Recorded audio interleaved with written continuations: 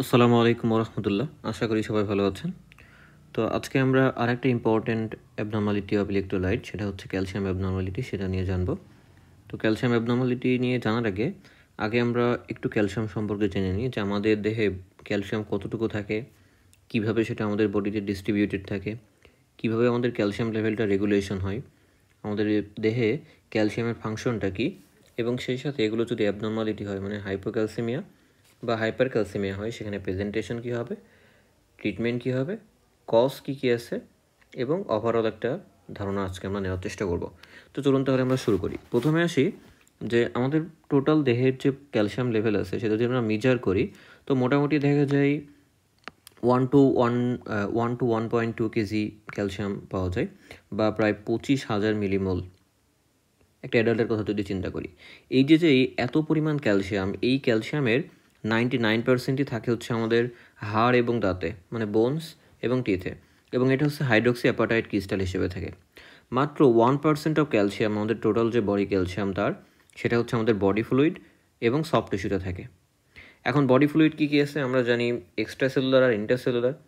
তো যেটা extra cellular স্পেসে আমাদের যদি শুধুমাত্র প্লাজমা বা ইন্টারভাস্কুলার কম্পার্টমেন্টের কথা চিন্তা করি, তাহলে আমাদের প্লাজমা ক্যালসিয়াম লেভেল সেটা হচ্ছে আমাদের 8.5 to 10.5 মিলিগ্রাম পার ডেসিলিটার, বা কোথাও কোথাও লেখা আছে 9 to 11 মিলিগ্রাম পার ডেসিলিটার, যদি মিলিগ্রাম পার ডেসিলিটার এককে হিসাব করি। আর যদি এসআই এককে হিসাব করি, তাহলে নর্মাল লেভেলটা হয় 2.2 to 2.6 মিলিমোল পার লিটার। এখন এই যে আমাদের টোটাল প্লাজমাতে 2.2 to 2.6 millimole per litre of calcium থাকে, এটা তিনটা ফর্মে আমরা দেখতে পাই। একটা হচ্ছে আমাদের আয়োনাইজড ফর্ম। এই আয়োনাইজড ফর্মটাই আমাদের জন্য ইম্পর্টেন্ট, এটাই হচ্ছে আমাদের বায়োলজিক্যালি অ্যাক্টিভ, এবং আমাদের যে যত ফাংশন সেটা কিন্তু এই আয়োনাইজড ক্যালসিয়ামটা করে থাকে। বাকি যে ক্যালসিয়ামগুলো আছে সেগুলো আসলে নট ফ্রি, সেগুলো নট বায়োলজিক্যালি অ্যাক্টিভ, সেগুলো বায়োলজিক্যালি ইনঅ্যাক্টিভ, সেগুলোর আসলে ফাংশনের অতটা ভূমিকা নেই, সেগুলো মেইনলি হচ্ছে ক্যালসিয়ামের রেগুলেশনের ভূমিকা পালন করে। তাহলে বায়োলজিক্যালি অ্যাক্টিভ ফর্মটা কি, আমাদের আয়োনাইজড ক্যালসিয়াম, এবং আমরা যখন সেরাম ইলেকট্রোলাইট করতে দিই সেখানে যে ক্যালসিয়াম লেভেলটা মেজার করা হয় সেটাও কিন্তু এই আয়োনাইজড ক্যালসিয়ামটা আমরা মেজার করি। তো আমাদের দেহে আয়োনাইজড ক্যালসিয়ামের পরিমাণ 50%, বাকি যে 50% আছে তার ভিতরে 40% হচ্ছে আমাদের যে প্লাজমা প্রোটিনগুলো আছে, প্লাজমা প্রোটিনের সাথে লেগে থাকে, মেইনলি হচ্ছে অ্যালবুমিনের সাথে লেগে থাকে, ঠিক আছে। এবং বাকি যে 10% আছে আমাদের সেলের ভিতরে যে অ্যানায়নগুলো থাকে, আমাদের ব্লাডে যে অ্যানায়নগুলো থাকে, সাইট্রেট, ফসফেট, বাইকার্বনেট, এগুলোর সাথে হচ্ছে কমপ্লেক্স হিসেবে থাকে। তাহলে এইভাবে আমাদের এক্সট্রাসেলুলার ফ্লুইডে বা আমাদের ইন্টারভাস্কুলার কম্পার্টমেন্টে বা আমাদের প্লাজমাতে আমাদের ক্যালসিয়ামটা হচ্ছে ডিস্ট্রিবিউটেড থাকে। এবং ইন্ট্রাসেলুলার ক্যালসিয়াম যেটা আছে সেটা আসলে অনেক অনেক অনেক কম, 10⁻⁻7 মিলিমোল পার লিটার, যেটা অনেক কম। কিন্তু এত কম হলেও এর খুব বড় একটা ভূমিকা আছে আমাদের মাসেল কন্ট্রাকশনে, সেকেন্ড মেসেঞ্জার হিসেবে কাজ করে, তারপরে আমাদের হচ্ছে ইন্টারসেলুলার কাপলিংয়ে কাজ করে, অনেকগুলো কাজ আছে, ঠিক আছে। তাহলে এই যে ইন্টারসেলুলার ক্যালসিয়াম, এইগুলো বাউন্ড থাকে হচ্ছে আমাদের মাইটোকন্ড্রিয়া এবং এন্ডোপ্লাজমিক রেটিকুলামে। মাসেলের ক্ষেত্রে আমরা সেটাকে কী বলি, সার্কোপ্লাজমিক রেটিকুলাম। এটার মাধ্যমে এটা ইন্টারসেলুলার যে ক্যালসিয়াম লেভেলটা আছে সেটা হচ্ছে রেগুলেট করে। বোঝা গেল? তাহলে আমাদের total body calcium 1 to 1.2 KG, যার ভিতরে 99% বোনে থাকে, 1% হচ্ছে বডি ফ্লুইডে থাকে। নর্মাল প্লাজমা ক্যালসিয়াম কত, 8.5 to 10.5, এবং এটা তিনটা ফর্মে থাকে, একটা হচ্ছে আয়োনাইজড ফর্ম, একটা হচ্ছে প্রোটিন বাউন্ড, আর একটা হচ্ছে কমপ্লেক্স ট্রিট অ্যানায়ন। এবং ইন্টারসেলুলার যেটা সেটার পরিমাণটা খুবই কম, এটা মেইনলি হচ্ছে মাইটোকন্ড্রিয়া এবং এন্ডোপ্লাজমিক রেটিকুলাম বা সার্কোপ্লাজমিক রেটিকুলামে থাকে। বোঝা গেল? এখন হচ্ছে ফাংশনের ভিতরে একটা হচ্ছে এক্সট্রাসেলুলার যে ক্যালসিয়াম তার কিছু ফাংশন আছে, এবং ইন্ট্রাসেলুলার যে ক্যালসিয়াম তার কিছু ফাংশন আছে। এক্সট্রাসেলুলার ক্যালসিয়ামের ফাংশন কি, সেটা হচ্ছে আমাদের নিউরোমাসকুলার এক্সাইটেবিলিটিকে আমাদের নিয়ন্ত্রণ করে, আমাদের নিউরোনাল যেই মেমব্রেন, এই নিউরোনাল মেমব্রেনকে সে স্টেবিলাইজ করে। কথাগুলো খুবই ইম্পর্টেন্ট। আমি ভাবছিলাম মেকানিজম দিব, কিন্তু পরে মনে হলো খুব বড় হয়ে যাবে, ফিজিওলজিতে যেহেতু আমরা শিখেছি এবং এখানে বেশিরভাগগুলো আপনারা জানেন, এই কারণে মেকানিজম দিইনি। পরবর্তীতে ইনশাল্লাহ যদি সময় পাই আমি দেওয়ার চেষ্টা করব, ঠিক আছে। তাহলে নিউরোমাসকুলার এক্সাইটেবিলিটি আমাদের নিয়ন্ত্রণ করে কে, ক্যালসিয়াম। আমাদের মেমব্রেন পোটেনশিয়ালকে স্টেবিলাইজ করে ক্যালসিয়াম। আমাদের ব্লাড কোয়াগুলেশন ফ্যাক্টর হিসেবে কাজ করে, মেইনলি আমাদের ফ্যাক্টর 4 যেটা খুবই গুরুত্বপূর্ণ আমাদের হচ্ছে ব্লাড কোয়াগুলেশনের জন্য, এসেনশিয়াল যে 4টা ফ্যাক্টর আছে তার ভিতরে একটা, ঠিক আছে। আমাদের মিনারালাইজেশন অফ বোন অ্যান্ড স্ট্রাকচার, আমাদের হাড্ডি, আমাদের দাঁত, এগুলো হচ্ছে মিনারালাইজেশন, যে বললাম যে অ্যাপাটাইট ক্রিস্টাল হিসেবে থাকে, হাইড্রক্সি অ্যাপাটাইট ক্রিস্টাল হিসেবে, তার মানে এগুলোর যে স্ট্রাকচার সেটা মেনটেন করে কিন্তু আমাদের হচ্ছে এক্সট্রাসেলুলার ক্যালসিয়াম। এবং আমাদের সেল মেমব্রেনের যে পারমিয়েবিলিটি, এই পারমিয়েবিলিটিও কিন্তু আমাদের মেনটেন করে এই এক্সট্রাসেলুলার ক্যালসিয়াম। তারপর আমাদের মাসেল কন্ট্রাকশনে এটা হেল্প করে। আমাদের কার্ডিয়াক মাসেলের কথা বলুন বা স্মুথ মাসেলের কথা বলুন, সবগুলোই কিন্তু ক্যালসিয়াম ইনফ্লাক্সের মাধ্যমে মেইনলি আমাদের কন্ট্রাকশনটা হয়। আর ইন্টারসেলুলারটা মেইনলি হচ্ছে আমাদের সেকেন্ড মেসেঞ্জার হিসেবে কাজ করে, যেমন আমাদের অ্যানোসিটাইল ট্রাইফসফেট পাথওয়েতে, তারপরে couples excitation contraction coupling in skeletal muscle, cardiac muscle smooth muscle কন্ট্রাকশনে নিউরোট্রান্সমিটার রিলিজকে এটা উদ্দীপিত করে ইন দ্য সিনাপস, অর আমরা নিউরোমাস্কুলার জাংশনের কথা বলি যদি, সেখানে বিভিন্ন হরমোনের সিক্রেশনকে এটা রেগুলেট করে, আমাদের এনজাইমের অ্যাক্টিভিটিকে এটা মডুলেট করে, যেমন হচ্ছে কাইনেজ, ফসফেটেজেস, এটিপিএজেস। এই যে তিনটা এনজাইমের কথা বললাম, এই তিনটা এনজাইমের কার্যকারিতা কিন্তু আমাদের ক্যালসিয়াম অনেকটা মেনটেন করে। তারপরে আমাদের সেল গ্রোথ, ডিভিশন, অ্যাপোপ্টোসিস এইগুলো কন্ট্রোলেও কিন্তু আমাদের ক্যালসিয়ামের খুব বড় একটা ভূমিকা আছে। তারপরে আমাদের এন্ডোপ্লাজমিক রেটিকুলাম, মাইটোকন্ড্রিয়া, এইগুলো হচ্ছে আমাদের ক্যালসিয়াম ব্যালেন্সটাকে হচ্ছে মেনটেন করে। তাহলে এই যে এতগুলো কথা বললাম, এই সবগুলো কথা কিন্তু আমাদের লাগবে, এবং এগুলো আমরা যখন ভিতরে যাব কজের ভিতরেও দেখবেন এগুলো আবার আসছে। ঠিক আছে, তোমরা তো ফিজিওলজিতে এটা পড়েছি, আমরা আবার আজকে একটু দেখে নিলাম, আশা করি মনে থাকবে। এখন আসি আমাদের দেহে নর্মাল যে ক্যালসিয়ামটা লেভেল, এটা কী করে মেনটেন হয়। তো আমরা ছোটোবেলায় শিখেছিলাম ফিজিওলজিতে যে আমাদের ক্যালসিয়ামটা মেনটেন হয় হচ্ছে তিনটা প্রিন্সিপাল অর্গান দিয়ে, তিনটা হরমোনের মাধ্যমে। তিনটা হরমোন কী কী? একটা হচ্ছে প্যারাথয়েডেড হরমোন, যেটা প্যারাথয়েডেড গ্ল্যান্ড থেকে আসে। একটা হচ্ছে ভিটামিন ডি, যেটা হচ্ছে আমাদের ইউভি লাইট থেকে, আমাদের স্কিনের নিচে যেই কোলেক্যালসিফেরল থাকে সেইখান থেকে আমাদের তৈরি হয়। আরেকটা হচ্ছে ক্যালসিটোনিন, ঠিক আছে, যেটা হচ্ছে প্যারাফলিকুলার সেল থেকে আসে। এই যেই তিনটা হরমোন, এই তিনটা হরমোন মেইনলি হচ্ছে আমাদের দেহে ক্যালসিয়ামের লেভেল নিয়ন্ত্রণ করে। এই তিনটা হরমোন হচ্ছে তিনটা অর্গানের উপরে কাজ করে, একটা হচ্ছে ইন্টেস্টাইন, একটা হচ্ছে বোন, একটা হচ্ছে কিডনি। তাহলে তিনটা হরমোন তিনটা অর্গানের উপরে কাজ করে, তার মাধ্যমে আমাদের ক্যালসিয়াম লেভেলটাকে মেনটেন করে। এখন কিভাবে করে সেটা আমরা দেখি। প্রথমে যদি প্যারাথাইরয়েড হরমোনে আসি, প্যারাথাইরয়েড বোনে কী করে? বোনে এটা হচ্ছে আমাদের অস্টিওক্লাস্টিক অ্যাক্টিভিটি বাড়ায়। এখন আমরা যদি বোনে কয়েকটা চার টাইপের সেল থাকে, তার ভিতরে অস্টিওক্লাস্ট যেটা আছে, এটা হচ্ছে আমাদের বোন রিজর্পশন করে বা বোনকে ভেঙে দেয়। বোনকে ভেঙে দিয়ে সেখান থেকে ক্যালসিয়াম, ফসফেট এগুলো রিলিজ করে দেয়। তার মানে কি, আমাদের ক্যালসিয়াম যদি রিলিজ করে, সেই ক্যালসিয়াম ব্লাডে আসবে, আসলে কী হবে আমাদের ক্যালসিয়ামের লেভেলটাকে বাড়াবে। তার মানে কি, আমাদের প্যারাথয়েড হরমোন হচ্ছে ক্যালসিয়াম লেভেলটাকে বাড়ায় বোন থেকে রিঅ্যাবজর্পশনের মাধ্যমে। এবং এটা কি করে, আমাদের যে ডিস্টাল টিউবিউলে ক্যালসিয়াম সোডিয়াম এক্সচেঞ্জার আছে বেজোলাটেরাল মেমব্রেনে এবং এপিক্যাল মেমব্রেনে ক্যালসিয়াম চ্যানেল আছে, তাই না? সেইখান দিয়ে হচ্ছে ক্যালসিয়ামটা অ্যাবজর্পশন হয়। এখন এটা কী করে হয় আমি সোডিয়ামের ভিডিওতে বলে রেখেছি, আবার হচ্ছে পটাশিয়ামের ভিডিওতে বলে রেখেছি, আপনারা চাইলে দেখে নিতে পারেন। তারপর আসুন ফসফেট রিজর্পশন। রিঅ্যাবজর্পশন। ফসফেট রিঅ্যাবজর্পশনটাকে এটা কী করে, কিডনিতে ফসফেট রিঅ্যাবজর্পশনকে সে কমায়। তার মানে কি, ফসফেটের পরিমাণকে সে কমায়, ঠিক আছে। আবার এটা আরেকটা কাজ করে ইনডিরেক্টলি, এটা হচ্ছে আমাদের যে অ্যাক্টিভ ভিটামিন ডি তো ইনঅ্যাক্টিভ ফর্মে থাকে, সেটাকে অ্যাক্টিভ করতে গেলে একটা এনজাইম লাগে, নাম হচ্ছে 1 আলফা হাইড্রোক্সিলেজ। এই 1 আলফা হাইড্রোক্সিলেজকে সে উদ্দীপিত করে, সেইটা গিয়ে হচ্ছে আমাদের ক্যালসিট্রায়ল বা অ্যাক্টিভ ভিটামিন ডি তৈরি করে। এইটা দিয়েই আলটিমেটলি কী তৈরি হয়, মানে অ্যাক্টিভ ভিটামিন ডি তৈরি হয়। এই অ্যাক্টিভ ভিটামিন ডি হচ্ছে আমাদের ইনডিরেক্টলি আমাদের গাট থেকে ক্যালসিয়ামের অ্যাবজর্পশনটাকে বাড়ায়। বোঝা গেল?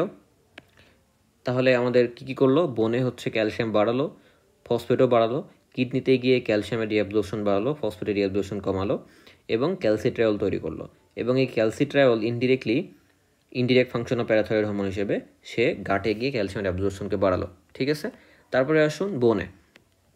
ভিটামিন ডি বোনে কী করে, ভিটামিন ডি হচ্ছে আমাদের প্যারাথয়েড হরমোনের সাথে কাজ করে সে বোনকে হচ্ছে মবিলাইজ করে, বোনে যে ক্যালসিয়ামগুলো আছে সেগুলো মবিলাইজ করে ব্লাডে পাঠিয়ে দেয়, যখন আমাদের প্রয়োজন হয় ব্লাড থেকে যাতে ব্যবহার করতে পারে। কিডনিতে কী করে, আমাদের রিঅ্যাবজর্পশন অফ ক্যালসিয়াম খুবই কম পরিমাণ বাড়ায় দেয়। ইন্টেস্টাইনে কী করে, আমাদের অ্যাবজর্পশন অফ ক্যালসিয়াম অ্যান্ড ফসফেটকে বাড়ায়। তাহলে এটা হচ্ছে আমাদের বোনকে মবিলাইজ করে বোন থেকে, তারপর ক্যালসিয়ামকে মবিলাইজ করে বোন থেকে, কিডনি থেকে আমাদের রিঅ্যাবজর্পশন অফ ক্যালসিয়াম বাড়ায়, এবং ইন্টেস্টাইন থেকে অ্যাবজর্পশন অফ ক্যালসিয়াম বাড়ায়। এই সবগুলোর মাধ্যমে সে কী করে, সে হচ্ছে আমাদের ক্যালসিয়াম লেভেলটাকে বাড়ায় এবং ফসফেট লেভেলটাকেও বাড়াচ্ছে, তাই না? আর ক্যালসিটোনিনের আসলে আমাদের জিআইটির উপরে কোনো ফাংশন নেই, কিন্তু সেটা আমাদের বোনের কী করে, অস্টিওক্লাস্টিক অ্যাক্টিভিটিকে ইনহিবিট করা মানে কি, কম পরিমাণ আমাদের অস্টিওক্লাস্টিক অ্যাক্টিভিটি হবে বা বোন ভাঙাচোরা কম হবে। ভাঙাচোরা যদি কম হয় তাহলে কী হবে, ক্যালসিয়াম লেভেলটা কম হয়ে যাবে, তার মানে কি লেস ক্যালসিয়াম, মানে ক্যালসিয়ামকে কমাবে। এবং এটা কি করে, আমাদের কিডনি থেকে যে ক্যালসিয়ামটা আছে সেটাকে এক্সক্রিশনে হেল্প করে, তার মানে কি এইখানেও ক্যালসিয়ামকে কমাচ্ছে। তাহলে নেট ইফেক্ট যদি দেখি এই তিনটা হরমোন কী করে, আমাদের প্যারাথয়েডেড হরমোন হচ্ছে ক্যালসিয়ামকে বাড়ায়, ভিটামিন ডি ক্যালসিয়ামকে বাড়ায়, কিন্তু ক্যালসিটোনিন এই বেচারা উল্টা কাজ করে, এই ক্যালসিয়ামকে কমায়। তাহলে ক্যালসিয়ামকে বাড়ায় দুইটা হরমোন, প্যারাথয়েড হরমোন আর হচ্ছে ভিটামিন ডি, কিন্তু কমায় একটা হরমোন যার নাম হচ্ছে ক্যালসিটোনিন। এবং এগুলোর ফসফেটের উপরে ফাংশন কী, যদিও যদি সময় হয় আমি ফসফেট নিয়ে আলাদা একটা ভিডিও করব। তো এখানে অল্প একটু বলে রাখি যে আমাদের প্যারাথয়েড হরমোন যেটা, এটা হচ্ছে ফসফেটকে প্যারা দেয়, তার মানে কি ফসফেটকে কমিয়ে দেয়, কিন্তু ক্যালসিয়ামকে বাড়ায়। আর ভিটামিন ডি যেরকম হচ্ছে আমাদের ক্যালসিয়ামকে বাড়ায়, একইভাবে আমাদের ফসফেটকেও বাড়ায় দেয়, আর দুইটাকেই কমে হচ্ছে আমাদের ক্যালসিটোনিন। তবে ফসফেটের উপরে ক্যালসিয়ামের মানে ক্যালসিটোনিনের ভূমিকা খুবই ক্ষুদ্র, কেমন অতটা গুরুত্বপূর্ণ না আসলে। এখন আসি, তাহলে আমরা দেখলাম যে কীভাবে আমাদের নর্মাল ক্যালসিয়াম যে লেভেল আমাদের বডিতে সেটা মেনটেন হয়। এখন কী কী কারণে এই ক্যালসিয়ামের লেভেল কমে যেতে পারে, বা 2.2 মিলিমোল পার লিটারের কম হয়ে যেতে পারে, যেটাকে আমরা বলি হাইপোক্যালসেমিয়া। আবার কী কী কারণেই বা আমাদের ক্যালসিয়ামের লেভেলটা বেড়ে যেতে পারে, বা আমাদের 2.6 মিলিমোল পার লিটারের বেশি হয়ে যেতে পারে, যেটাকে আমরা বলি হাইপার ক্যালসেমিয়া। ঠিক আছে, তাহলে প্রথমে আসি, আমাদের প্যারাথয়েড হরমোন কী করে? প্যারাথয়েড হরমোন হচ্ছে ক্যালসিয়ামের লেভেলকে বাড়ায়, তাই তো? তাহলে ক্যালসিয়ামের লেভেল বাড়ায় হচ্ছে প্যারাথয়েড হরমোন। কোনো কারণে যদি প্যারাথয়েড হরমোন ডিক্রিজ করে, প্যারাথয়েড হরমোন ডিক্রিজ করলে কি হবে?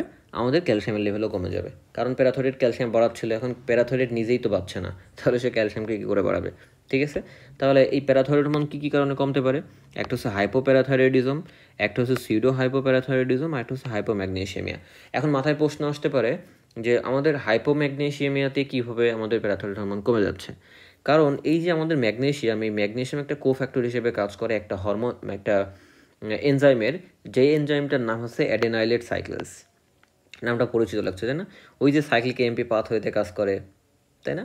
তো এই যে সাইক্লিক এএমপি তৈরিতে অ্যাডেনাইলেট সাইক্লেস লাগে, এইটাতে কোফ্যাক্টর হিসেবে কাজ করে ম্যাগনেসিয়াম।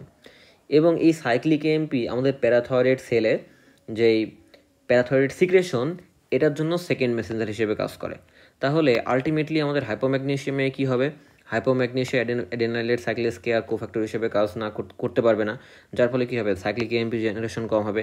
সাইক্লিক এএমপি যদি জেনারেশন কম হয়, তাহলে আলটিমেটলি কী হবে? সেকেন্ড মেসেঞ্জার কম তৈরি হবে। সেকেন্ড মেসেঞ্জার যদি কম তৈরি হয়, আলটিমেটলি কী হবে? প্যারাথয়েড সিক্রেশন কম হবে। এভাবে এখানে হাইপোপ্যারাথয়েডিজম হবে। তাহলে বোঝা গেল ডিক্রিজ প্যারাথয়েড হরমোনে ক্যালসিয়াম কমে যাবে বা হাইপোক্যালসিয়ামিয়া হবে কী কী কারণে? হাইপোপ্যারাথয়েডিজম, হাইপোম্যাগনেসিয়ামিয়া এবং সুডো হাইপোপ্যারাথয়েডিজম। বোঝা গেল? আর একটা কথা, আমাদের ভিটামিন ডিটা কী করছিল? আমাদের ক্যালসিয়াম লেভেলকে বাড়াচ্ছিল। তাহলে ভিটামিন ডি লেভেলও যদি কমে যায়, তাহলে ক্যালসিয়াম কমে যাবে। তাহলে কী কী কারণে হতে পারে? একটা হচ্ছে রিকেটস বা ভিটামিন বি ডেফিসিয়েন্সির কারণে, আর একটা হচ্ছে যদি ক্রনিক কিডনি ডিজিজ হয়। ক্রনিক কিডনি ডিজিজ কী হয়? হলে কী হয়? আমাদের কিডনিতে যে ভিটামিন ডিতে অ্যাক্টিভ ফর্মে তৈরি হয়, এটা আর হতে পারবে না, যার ফলে কী হবে? যার ফলে হচ্ছে আমাদের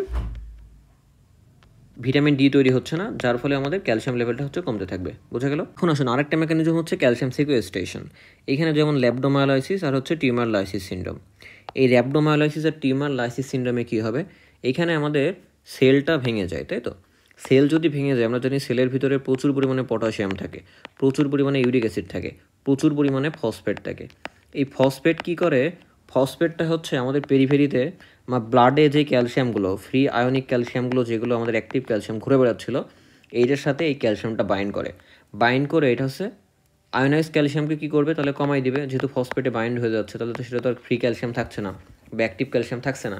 কিন্তু আমরা তো ল্যাবরেটরিতে মেজার করি আসলে আয়নিক ক্যালসিয়াম বা আয়নাইজড ক্যালসিয়াম। তাহলে আলটিমেটলি দেখা যাবে আমরা হাইপোক্যালসিমিয়া পাবো। তার মানে টিউমার লাইসিস সিন্ড্রোম এবং ল্যাপ্টোমায়োলাইসিসে আমরা হচ্ছে হাইপোক্যালসিমিয়া পাবো। তারপরে ব্লাড ট্রান্সফিউশনের কাহিনিটা কী হয়? আমাদের ব্লাডের ভিতরে প্রিজারভেটিভ হিসেবে কী থাকে? ব্লাড ব্যাগের ভিতরে সাইট্রেট থাকে। এই সাইট্রেটটা আমাদের আয়নাইজ ক্যালসিয়ামকে গিয়ে বাইন্ড করে আমাদের আয়নাইজ ক্যালসিয়ামের লেভেল কমায় দেয়, ফলে হাইপোক্যালসিমিয়া হয়। তারপরে অ্যাকিউট প্যানক্রিয়াটাইটিসে কী হয়? আমাদের যে প্যানক্রিয়াসে হচ্ছে আমাদের একটু কাটাছেঁড়া হয় বা একটু প্যানক্রিয়াসের সেলের ডিস্ট্রাকশন হয়। ডিস্ট্রাকশন হলে আমরা জানি যে ক্যালসিয়ামের হচ্ছে ক্যালসিফিকেশন নামে একটা কথা আছে, ডিস্ট্রফিক ক্যালসিফিকেশন। তো এইটা কি হয়? যখন হচ্ছে আমাদের এই প্যানক্রিয়াসের নেক্রোসিস হয় বা ফ্যাট নেক্রোসিস হয়, তখন ক্যালসিয়ামগুলো গিয়ে ওইখানে ডিপোজিট হওয়া শুরু করে বা বাইন্ড করা শুরু করে। বাইন্ড করে কী হয়? ডিস্ট্রফিক ক্যালসিফিকেশন হয়। এই ডিস্ট্রফিক ক্যালসিফিকেশনের কারণে আলটিমেটলি ফ্রি ক্যালসিয়াম লেভেল কমে যায়। তাহলে কী হবে? হাইপোক্যালসিমিয়া। তারপরে হাইপোঅ্যালবুমিনিয়া জিনিসটা কি? অ্যালবুমিন আমাদের ক্যালসিয়ামের রিজার্ভ হিসেবে কাজ করে, ঠিক আছে? তাহলে হাইপোঅ্যালবুমিনিয়া জিনিসটা কি? হাইপোঅ্যালবুমিনেমিয়া হচ্ছে অ্যালবুমিন আমাদের রিজার্ভার অফ ক্যালসিয়াম হিসেবে কাজ করে। কোনো কারণে যদি আমাদের অ্যালবুমিন কমে যায়, তার মানে কি আমাদের ক্যালসিয়ামের রিজার্ভটাও কমে যাচ্ছে, ফলে বডিতে যখন ক্যালসিয়াম প্রয়োজন হবে তখন সে adequate amount of calcium supply দিতে পারবে না। তার মানে কি এখানে হাইপোক্যালসিমিয়া হবে, তার মানে হাইপোঅ্যালবুমিনিয়া আরেকটা কারণ। আর লেটেস্ট যে কারণটা মনে রাখবো সেটা হচ্ছে মেটাবলিক অ্যাসিডোসিস অথবা অ্যালকালোসিস অথবা রেসপিরেটরি অ্যালকালোসিস। অ্যালকালোসিসে কী হয় যে আমাদের অ্যালকালোসিসের সময় আমরা জানি যে অ্যালবুমিনের সাথে প্রচুর পরিমাণে হাইড্রোজেন আয়ন বাইন্ড করা থাকে, তাই না? তো যখন হচ্ছে অ্যালকালোসিস হয়, অ্যালকালোসিসের সময় কি হয়, যখন অ্যালকালোসিস হয় এই অ্যালবুমিনের সাথে যে হাইড্রোজেনগুলো বাইন্ড থাকে সেগুলো ব্লাডে চলে আসে, এসে যেই অতিরিক্ত অ্যালকালি তৈরি হচ্ছে বা বেস তৈরি হচ্ছে সেগুলোকে নিউট্রালাইজ করে বা বাফার করে, ঠিক আছে? তারপরে কি হয়, আমাদের অ্যালবুমিন হচ্ছে ফ্রি হয়ে যায়, যেহেতু আমাদের কি হচ্ছে হাইড্রোজেনটা অ্যালবুমিন থেকে চলে আসছে, তাহলে এটা মনে করুন হচ্ছে আমাদের অ্যালবুমিন। এই অ্যালবুমিনে প্রচুর পরিমাণে হাইড্রোজেন ছিল, এখন এই হাইড্রোজেনগুলো এখান থেকে চলে গেছে। হাইড্রোজেনগুলো যদি চলে যায় তাহলে অ্যালবুমিনটা ফ্রি হয়ে গেল কিসের জন্য, আমাদের হচ্ছে ক্যালসিয়ামের জন্য।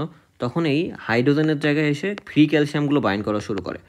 ফ্রি ক্যালসিয়ামগুলো যখন বাইন্ড করা শুরু করবে তখন আলটিমেটলি কী হবে, আয়োনাইজড ক্যালসিয়ামের লেভেল ড্রপ করবে আমাদের ব্লাডে, এটা আলটিমেটলি লিড করবে হচ্ছে হাইপোক্যালসেমিয়াতে। তাহলে এইগুলো আমাদের মনে থাকবে ইনশাআল্লাহ। তারপরে হচ্ছে হাইপার ক্যালসেমিয়া। হাইপার ক্যালসেমিয়ার ক্ষেত্রে আমরা কয়েকটা কথা মনে রাখতে পারি, যে আমাদের প্যারাথয়েড হরমোনটা কী করে, প্যারাথয়েড হরমোন হচ্ছে আমাদের ক্যালসিয়ামের লেভেলকে বাড়ায়। তাহলে কোনো কারণে যদি প্যারাথয়েড হরমোনের লেভেল বেড়ে যায় তাহলে সেই ক্ষেত্রে আমাদের হাইপার ক্যালসেমিয়া হবে। যেমন আমাদের প্রাইমারি বা টার্সিয়ারি হাইপার প্যারাথয়েডিজম, এখানে কিন্তু আমাদের হাইপার ক্যালসেমিয়া হবে। লিথিয়াম ইনডিউসড যে হাইপার প্যারাথয়েডিজম এইটাতে হবে। আবার ফ্যামিলিয়ার হাইপোক্যালসিউরিক হাইপার ক্যালসেমিয়া, এখানে দেখা যায় আমাদের প্যারাথয়েড হরমোন মানে বাড়তেও পারে, আবার হচ্ছে নর্মালও থাকতে পারে, ঠিক আছে? তাহলে এইটার একটা কজ। তাহলে এই তিনটা কজে এলিভেটেড বা নর্মাল প্যারাথয়েড হরমোন হবে, সেটা হাইপার ক্যালসিয়ামিতে লিড করবে। আরেকটা হচ্ছে ভিটামিন ডি সিনথেসিস বা ভিটামিন ডি এর লেভেল যদি বেড়ে যায়।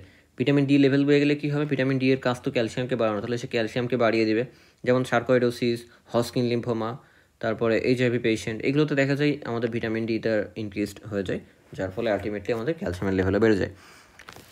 তারপরে মনে করুন আমাদের যেই প্যারাথয়েড হরমোন, এই প্যারাথয়েড হরমোন সিক্রিয়েশনের জন্য একটা প্রোটিন কাজ করে যার নাম প্যারাথয়েড হরমোন রিলিজিং প্রোটিন, বা কেউ কেউ বলে প্যারাথয়েড হরমোন রিলিজিং হরমোন।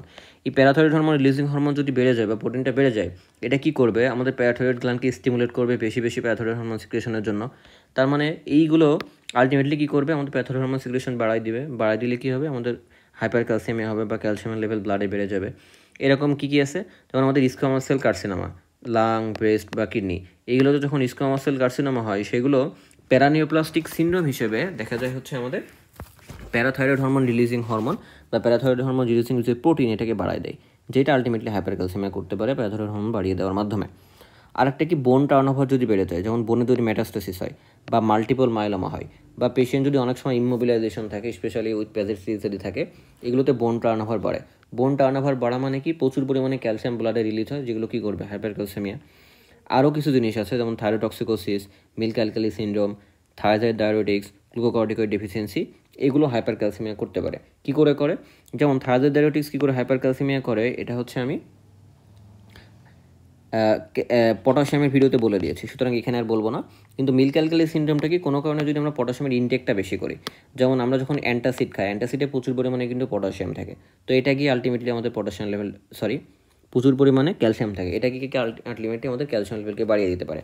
তারপরে থাইরোটক্সিকোসিসে কী হয়, আমাদের যে থাইরয়েড হরমোনের একটা ফাংশন কি, সেটা অস্টিওক্লাস্টিক অ্যাক্টিভিটি বাড়িয়ে দেয়। তাহলে অস্টিওক্লাস্টিক অ্যাক্টিভিটি যদি বাড়িয়ে দেয়, আমাদের অস্টিওক্লাস্টগুলো গিয়ে কী করবে, বোন ডিজর্পশন করবে। বোন ডিজর্পশন করলে সেখান থেকে প্রচুর পরিমাণে ক্যালসিয়াম রিলিজ হবে, এই ক্যালসিয়ামগুলো কী করবে, আমাদের হাইপার ক্যালসিমিয়া করবে। তারপরে গ্লুকোকর্টিকয়েড ডেফিসিয়েন্সিতে কী হবে, গ্লুকোকর্টিকয়েড ডেফিসিয়েন্সিতে আমাদের কয়েকটা মেকানিজমে, প্রায় 4টা মেকানিজম মতো কাজ করে, যেগুলো হচ্ছে আমাদের হাইপার ক্যালসিমিয়া করে। একটা হচ্ছে গ্লুকোকর্টিকয়েড নর্মালি কী করে, নর্মালি হচ্ছে আমাদের বোন টার্নওভারকে ইনহিবিট করে রাখে বা রেস্ট্রিক্ট করে রাখে। কোনো কারণে যদি গ্লুকোকর্টিকয়েড লেভেলটা কম হয়ে যায় বা কর্টিসল লেভেল কম হয়ে যায়, তখন বোন টার্নওভার কী হবে, বেড়ে যাবে। বোন টার্নওভার যদি বাড়ে, প্লাজমা ক্যালসিয়াম লেভেল বাড়বে। দ্বিতীয় যে মেকানিজম, সেটা হচ্ছে আমাদের কর্টিসল ডেফিসিয়েন্সিতে কী হয়, আমাদের রেনাল পারফিউশনটা কমে যায়, ফলে জিএফআর কম হয়। তাহলে জিএফআর যদি কম হয়, less less amount of calcium will be filtered in the glomerulus, তাহলে আলটিমেটলি কী হবে, ক্যালসিয়াম রিটেনশন হবে বডিতে, হাইপার ক্যালসিমিয়া করবে। তৃতীয় যে মেকানিজম কাজ করে সেটা হচ্ছে আমাদের ইন্টেস্টাইনাল যে ক্যালসিয়াম অ্যাবজর্পশন, গ্লুকোকর্টিকয়েড কী করে, নর্মালি আমাদের ভিটামিন ডিকে ইনহিবিট করে রাখে ক্যালসিয়াম অ্যাবজর্পশন করতে, কিন্তু যখনই গ্লুকোকর্টিকয়েডের ডেফিসিয়েন্সি হচ্ছে তখন কী হবে, আমাদের ভিটামিন ডি এর যে অ্যাকশন এটা আনঅপোজড হয়ে যায়, ফলে প্রচুর পরিমাণে ইন্টেস্টাইনাল ক্যালসিয়াম অ্যাবজর্পশন বেড়ে যায় এবং সেটা হাইপার ক্যালসিমিয়া করে। লাস্টে যেটা মনে রাখতে হবে, যদি আমাদের গ্লুকোকর্টিকয়েড ডেফিসিয়েন্সি হয় সেটাতে কী হয়, আমাদের অ্যাডিসন্স ডিজিজ, এটাতে কী হয়, প্রচুর ডিহাইড্রেশন এবং সোডিয়াম লস হয়। এখন এই যে হাইপোভলিমিয়া হচ্ছে রেনাল ক্যালসিয়াম ক্লিয়ারেন্সকে কমাই দিবে, কারণ কি, হাইপোভলিমিয়া হলে তো বেশি পরিমাণে গ্লোমেরুলার ফিল্টার তৈরি হবে না, এটা আলটিমেটলি আমাদের হাইপার ক্যালসিমিয়াকে আরও ওরসেনিং করবে।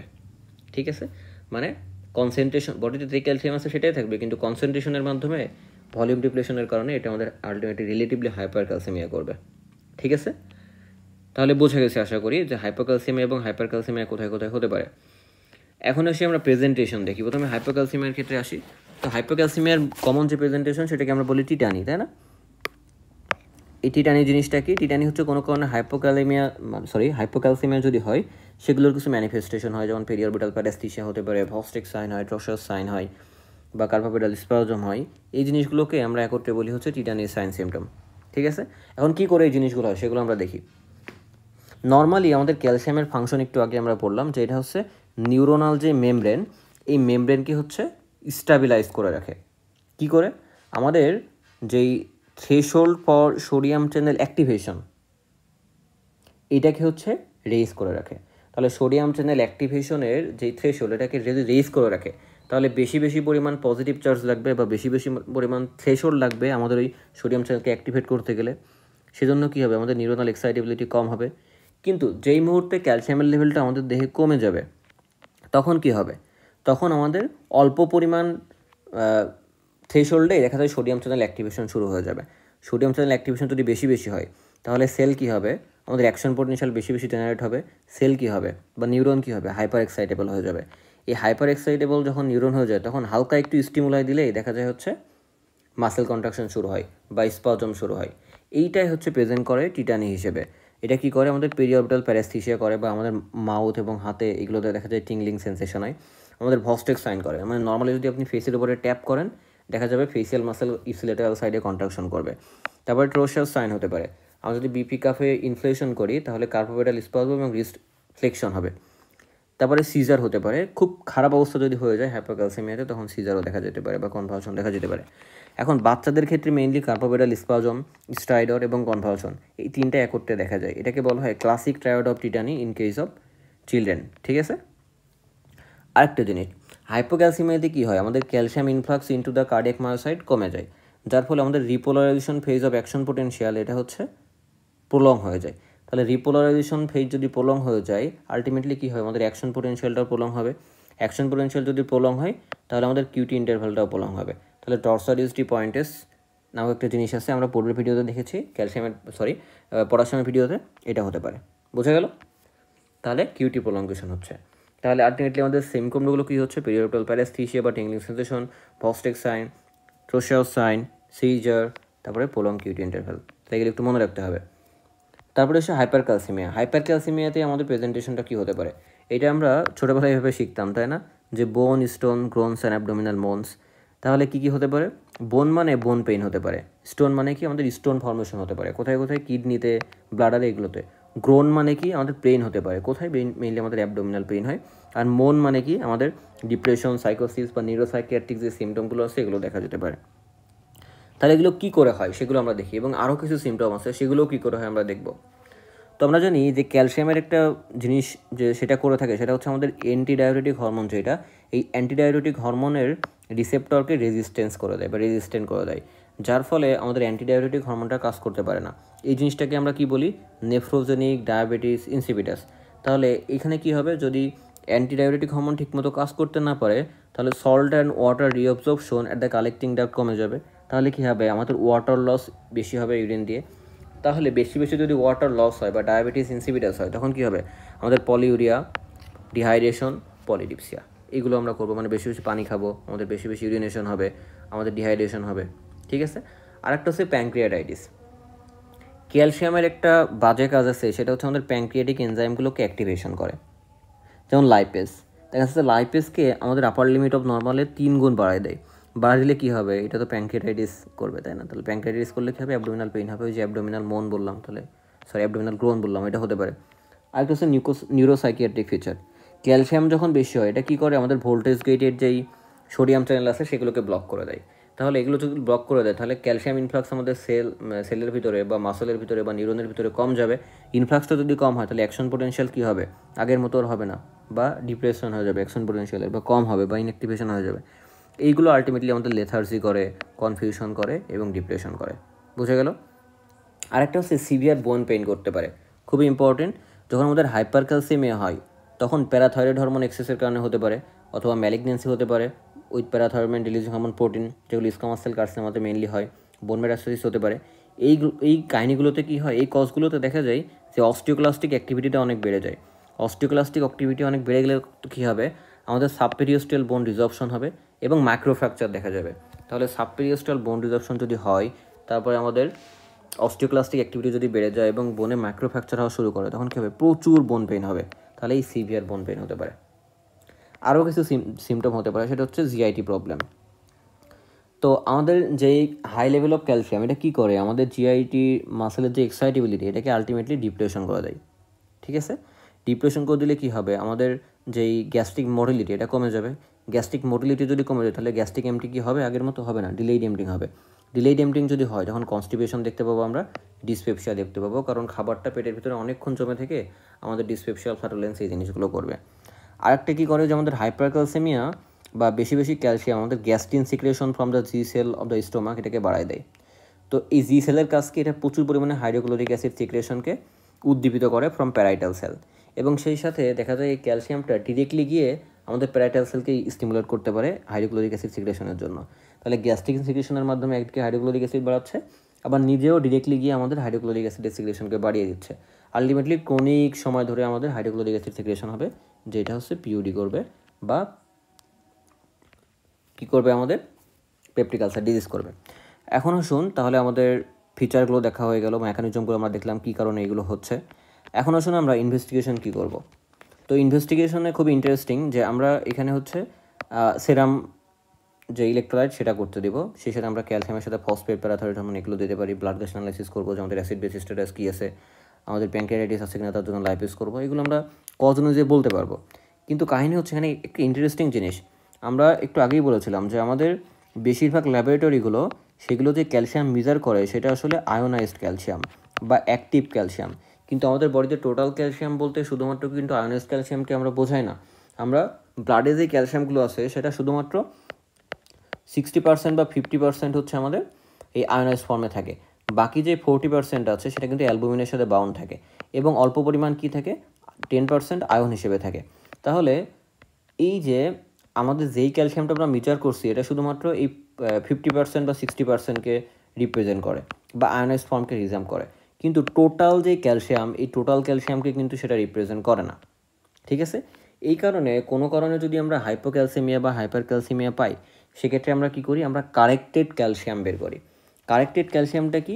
কারেক্টেড ক্যালসিয়াম হচ্ছে আমরা নর্মাল যেই মেজারেবল ক্যালসিয়াম লেভেলটা আমরা পেয়েছি, তার সাথে আমাদের অ্যালবুমিনের সাথে যে ক্যালসিয়ামগুলো বাউন্ড আছে, সেগুলো কি কমলো নাকি বাড়লো, সেটাও যোগ বিয়োগ করে দেখি যে টোটাল তাহলে আমাদের বডিতে ক্যালসিয়াম বা আমাদের ব্লাডে ক্যালসিয়ামটা কতটুকু আছে। তাহলে এটা কী করে বের করতে পারি? একটা যদি আমরা ক্যালসিয়ামটা মিলিগ্রাম পার ডেসিলিটার ইউনিটে বের করি, সেক্ষেত্রে আমরা যে পরিমাণ মেজার্ড ক্যালসিয়াম পাবো, তার সাথে আমরা 0.8 ইন্টু 4 মাইনাস পেশেন্টস অ্যালবুমিন, যেটা আমরা গ্রাম পার ডেসিলিটার পাবো, সেটা বিয়োগ করে দিব। এখন এই 4টা কি? 4টা হচ্ছে আমাদের দেহে নর্মাল যেই অ্যালবুমিন লেভেল। ঠিক আছে?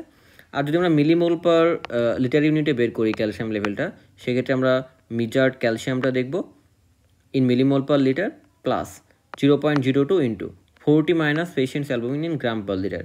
গ্রাম পার লিটারে হিসাব করলে আমাদের নর্মাল সিরাম যেই অ্যালবুমিন, এটার পরিমাণ হবে 40 গ্রাম পার লিটার। বোঝা গেছে? তাহলে এগুলো একটু মাথায় রাখতে হবে। এখন দেখুন, কোনো কারণে যদি হচ্ছে আমাদের পেশেন্টের অ্যালবুমিন লেভেলটা হচ্ছে কমে যায়, তার মানে কি নর্মাল যা ছিল তার থেকে কমে গেছে, তখন আমরা বিয়োগ করে দিব। ঠিক আছে? কিন্তু মনে করেন কোনো কারণে হচ্ছে বেড়ে গেছে, বেড়ে গেলে তখন কি করবেন, নর্মাল যা ছিল তার থেকে যদি বেশি হয় তাহলে মাইনাস করলে কী হবে, 4 থেকে ধরেন 5 মাইনাস করলেন -1 হবে, তখন একটা ভুল রেজাল্ট আসবে। সুতরাং যদি অ্যালবুমিনের লেভেলটা বেড়ে যায় তখন এখানে প্লাস হবে, এই সূত্রে চিহ্নটা প্লাস দিয়ে দিবেন। ঠিক আছে, তাহলে বেড়ে গেলে আমরা প্লাস করব পেশেন্ট অ্যালবুমিন লেভেলকে, আর যদি কমে যায় সেক্ষেত্রে আমরা মাইনাস করব। বোঝানো গেল? এখন আমরা একটু হিসাব দেখি। ফর এক্সাম্পল, আপনার কাছে একটা পেশেন্ট আসছে যার আপনি অ্যালবুমিন মেজার করেছেন, অ্যালবুমিন মেজার করে দেখলেন তার অ্যালবুমিন লেভেল হচ্ছে 1.8 মিলিমোল পার লিটার।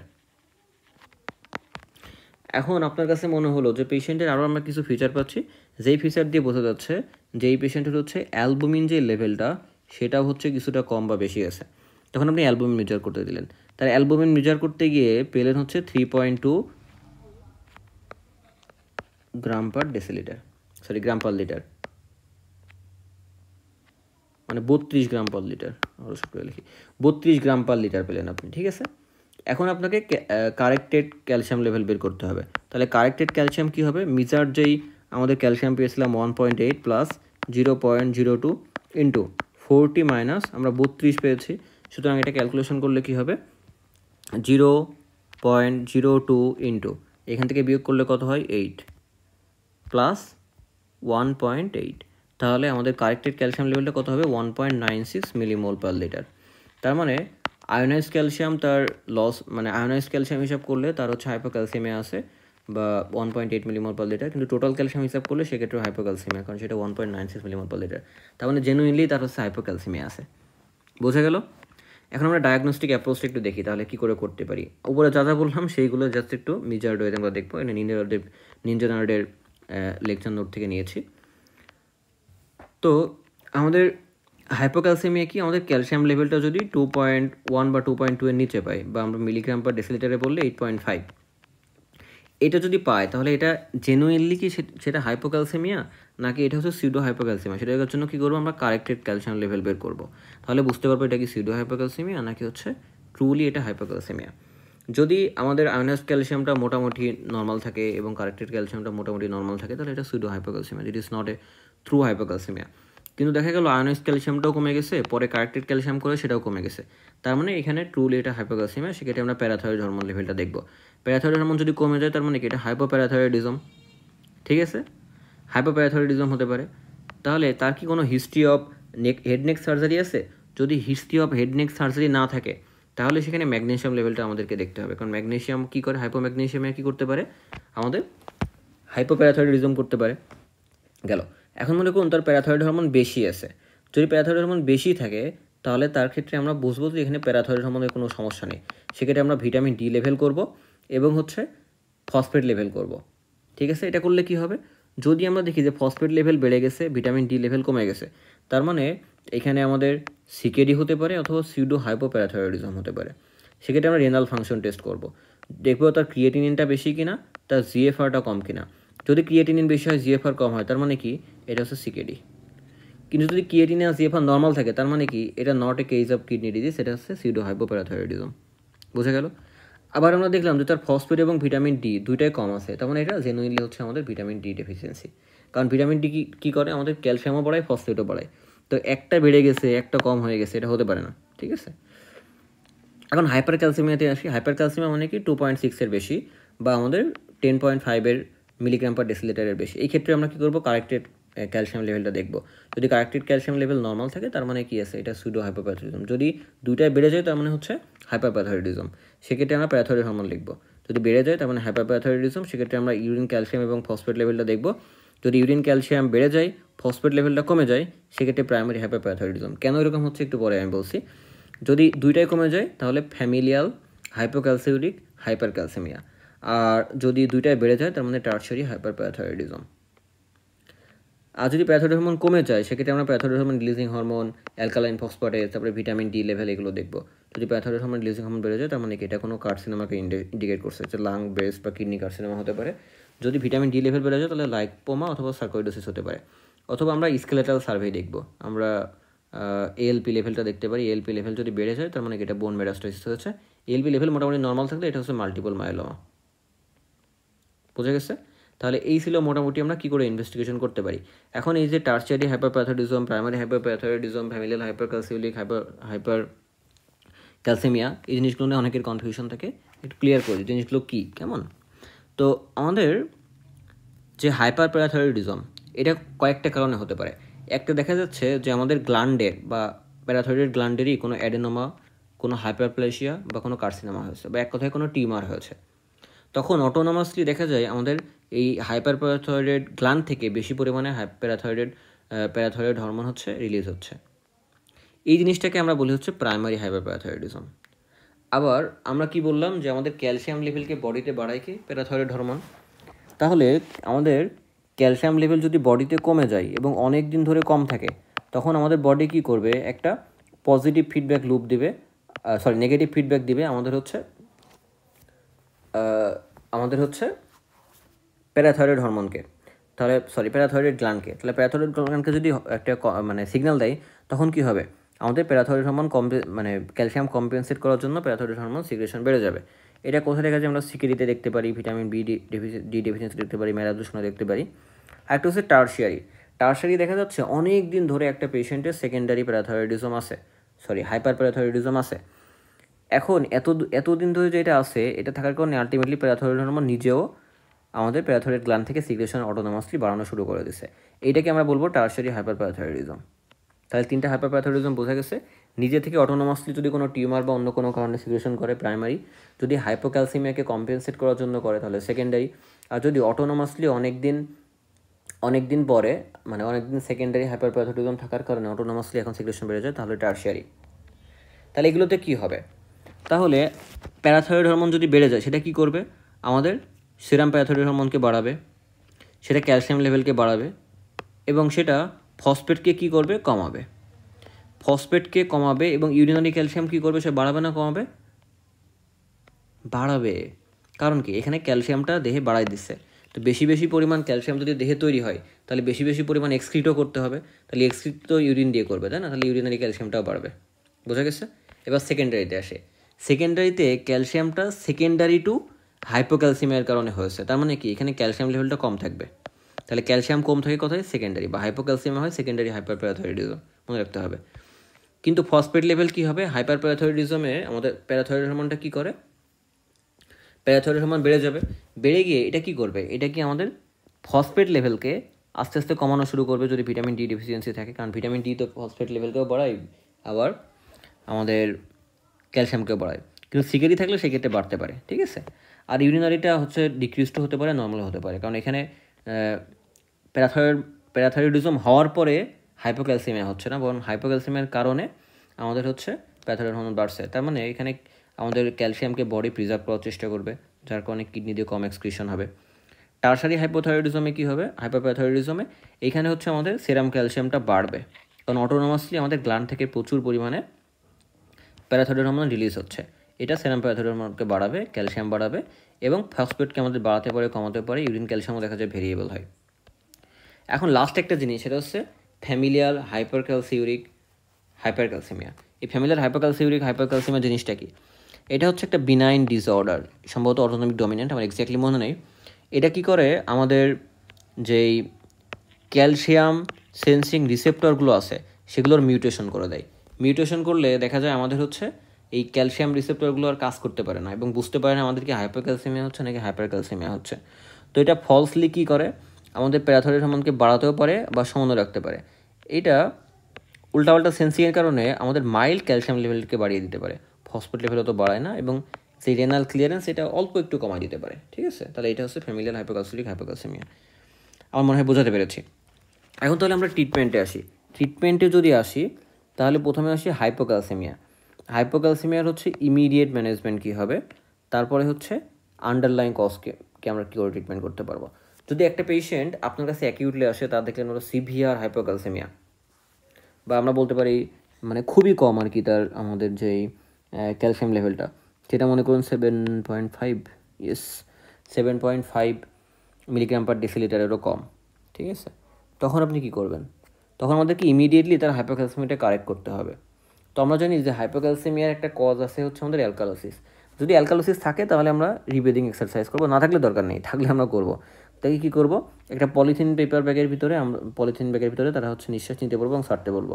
এর ফলে কী হবে, পেশেন্ট হচ্ছে কার্বন ডাইঅক্সাইড সমৃদ্ধ আমাদের বাতাস বেশি বেশি ইনহেল করবে, ওটা গিয়ে আমাদের কার্বনিক অ্যাসিডকে বাড়ায় দেবে, আলটিমেটলি আমাদের মানে যেই অ্যালকালোসিস আছে সেটা কারেক্ট হবে। এটা ছিল মানে আনুষঙ্গিক একটা কথা। যদি না থাকে বা থাকে সেটা পরের কথা। এখন ট্রুলি যদি আমাদের হাইপোক্যালসিমিয়া হয় এবং সেটা ইমিডিয়েট ম্যানেজমেন্ট করতে হয় তাহলে কী করবো, যদি মাইল্ড কেস হয় সেক্ষেত্রে আমরা জাস্ট ওরাল ক্যালসিয়াম দিতে পারি 6 আওয়ারলি 5 মিলিমোল পার লিটার করে দিতে পারি। আমরা সাইটেড দিতে পারি, ফিমারেট দিতে পারি, অনেকগুলো টাইপ আছে, কেমন। আর যদি সিভিয়ার হাইপোক্যালসিমিয়া হয় সেক্ষেত্রে আমাদের ওরাল দিয়ে হবে না, আমাদেরকে আইভি কারেকশন করা লাগবে। তো আইভি আমরা কি করি, আমরা 10 to 20 ml of 10% calcium gluconate IV দিব ওভার 10 to 20 মিনিটস। বুঝে গেল? তাহলে 10 to 20 ml of 10% calcium gluconate 10 to 20 minutes ধরে দিব আইভি, ঠিক আছে।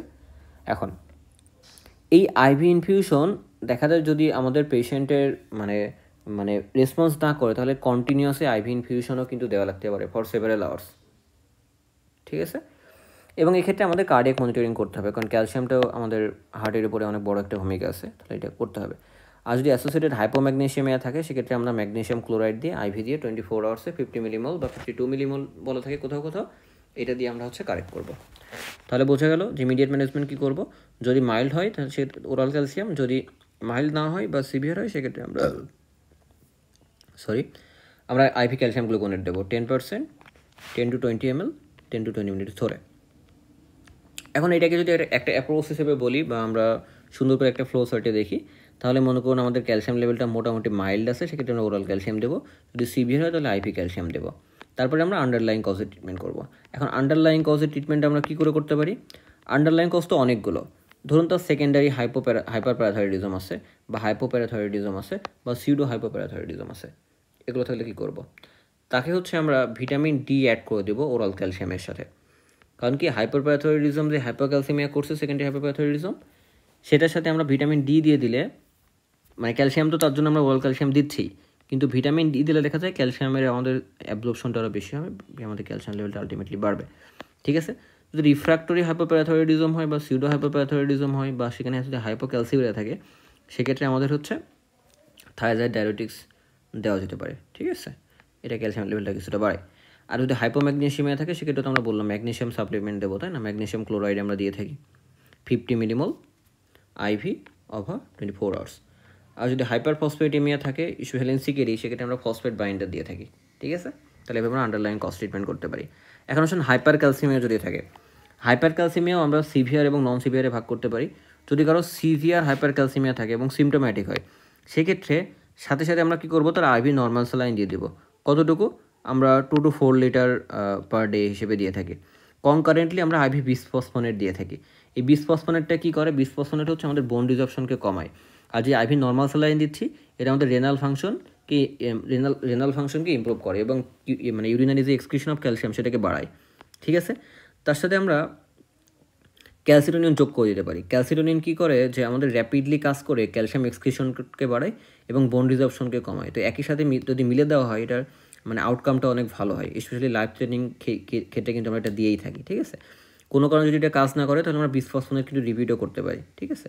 তো নর্মালি হচ্ছে 5 দিনের ভিতরে কাজ করে, না করলে আমরা রিপিট করব।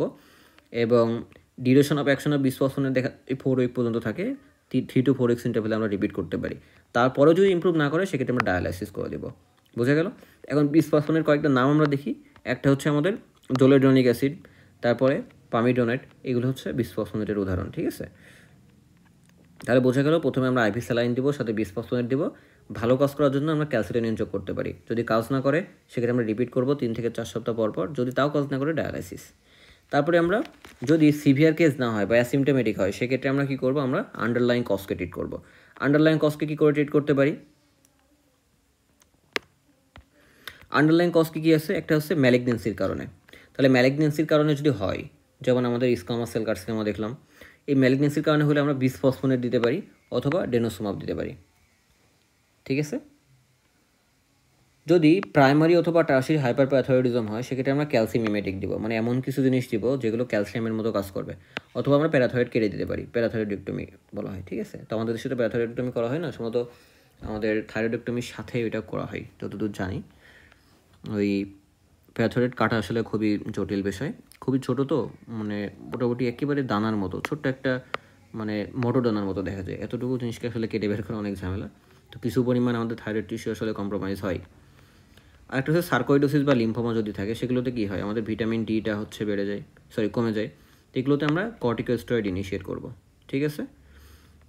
এখন আসুন, এই যে ক্যালসিমিমেটিক বা প্যারাথোরেক্টমি করার পরে যদি দেখা যায় সে হচ্ছে মানে ক্যালসিমিমেটিক দিব নাকি আমরা প্যারাথোরেক্টমি, এটা ডিপেন্ড করবে সে কি সার্জিক্যালি ফিট কিনা। সার্জিক্যালি ফিট হলে তো আমরা প্যারাথোরেক্টমি করে দিতে পারি, যদি না থাকে তাহলে ক্যালসিমিমেটিক। আর ক্যালসিমিমেটিক দিয়েও যদি সে মানে ফিট না হওয়ার পরেও ক্যালসিমিমেটিক দিলাম, তাও যদি কাজ না করে, সেক্ষেত্রে প্যারাথোরেক্টমি করা ছাড়া কোনো উপায় থাকে না, ঠিক আছে? তাহলে এইগুলো ছিল মোটামুটি হচ্ছে ক্যালসিয়াম নিয়ে ডিটেলস। আশা করি কিছুটা হলে আমি মাথায় ঢুকিয়ে দিতে পেরেছি। পরবর্তী ভিডিওতে অন্য কোনো টপিক নিয়ে কথা হবে ইনশাআল্লাহ। আসসালামু আলাইকুম রহমতুল্লাহ।